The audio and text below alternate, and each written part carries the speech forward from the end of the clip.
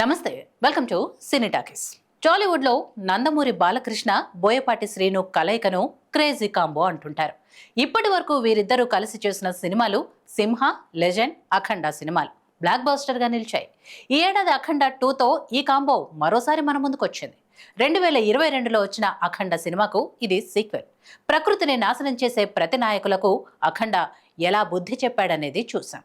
ఎప్పుడైతే అఖండ 2 అనౌన్స్ చేశారో అప్పటి నుంచే సినిమాపై అంచనాలు పెరుగుతూ వచ్చాయి.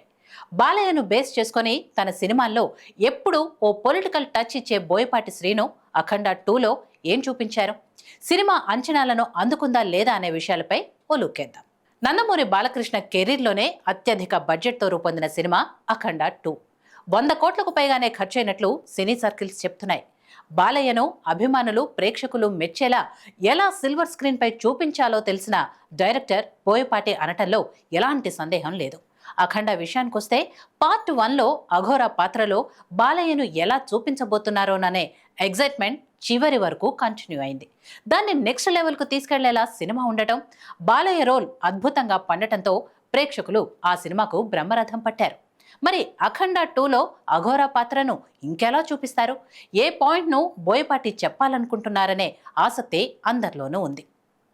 అఖండ 2పై ఉన్న అంచనాలకు తగ్గట్టే థియేట్రికల్ బిజినెస్ కానీ, నాన్ థియేట్రికల్ బిజినెస్ కానీ అద్భుతంగా అయింది.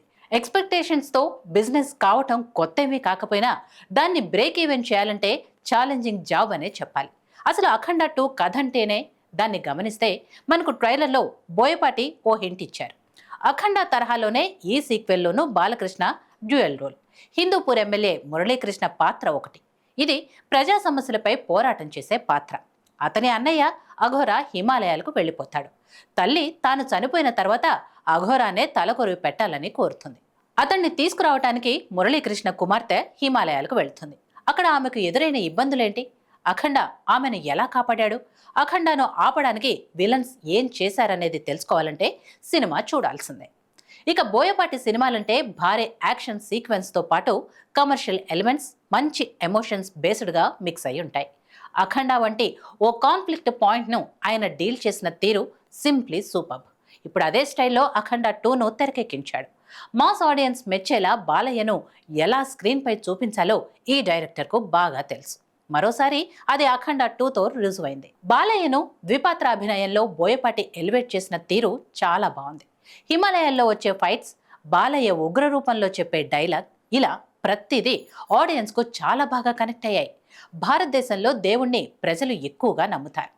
ఆ దేవుడిపై నమ్మకాన్ని పోగొడితే దేశం ముక్కలవుతుందని విలన్స్ భావిస్తారు. దానికి శత్రు దేశాలతో చేతులు కలుపుతారు. వారి ఆటలను అఖండ ఎలా అడ్డుకున్నాడనే దాన్ని బోయపాటి ఎగ్జైటింగ్గా చూపించారు. సనాతన హైందవ ధర్మం గొప్పదనం గురించి బాలయ్య నోట పలికించిన పవర్ఫుల్ డైలాగ్స్ హాంటింగ్గా ఉన్నాయి. బాలకృష్ణ తన పాత్రలోని 2 వేరియేషన్స్ను గొప్పగా చూపించారు. ఓవైపు ఎమ్మెల్యేగా, మరోవైపు అఘోరా పాత్రలో ఆయన జీవించారు. పార్ట్ 1 లాగానే అఘోరా డామినేషన్ స్పష్టంగా మనకు కనిపిస్తుంది. ఆది పినిశెట్టి విలనిజం అమ్మో అని భయపెట్టేలా ఉంది. అసలు బాలకృష్ణ పాత్రకు, ఆది పినిశెట్టి పాత్రకు ఉన్న క్లాష్ ఏంటనేదే అసలు సస్పెన్స్. సిల్వర్ స్క్రీన్ పై చూస్తే ఆ కిక్కే వేరు. తమన్ తనదైన స్టైల్లో మంచి బాణీలు అందించారు. జాజికాయ పాట మాస్కు కనెక్ట్ అవుతుంది. ఇక బ్యాక్గ్రౌండ్ స్కోర్ నెక్స్ట్ లెవెల్. పూనకాలు వచ్చేసేలా మరోసారి తన పవర్ చూపించాడు తమన్. అఖండలో ప్రజ్ఞా జైస్వాల్ హీరోయిన్గా కనిపించింది. కానీ అఖండ 2లో సంయుక్త మీనన్ పాత్ర కనిపిస్తుంది. ఆమె పాటల్లో గ్లామర్ డోస్ పెంచింది. అఖండలో చిన్నమ్మాయిగా కనిపించిన పాపను ఇందులో పెద్దమ్మాయిగా చూపించారు. ఈసారి కూడా స్టోరీ మలుపు తిరగటానికి ఆ పాత్రే కీలకంగా ఉంది. హైందవ ధర్మం అనే మాట ఇప్పుడు ఎక్కువగా వినిపిస్తోంది. దాన్ని బోయపాటి తనదైన మాస్ టేకింగ్తో బాలయ్య వంటి పవర్ఫుల్ హీరోతో అద్భుతంగా ఆవిష్కరించాడు. మొత్తంగా చూస్తే అఖండ 2 ఫ్యాన్స్, ప్రేక్షకులకు ఫుల్ మీల్స్ ఫీస్ట్ లాంటి మూవీ. జై బాలయ్య వంటి నినాదాలతో థియేటర్ మారుమోగిపోవటం మాత్రం ఖాయం.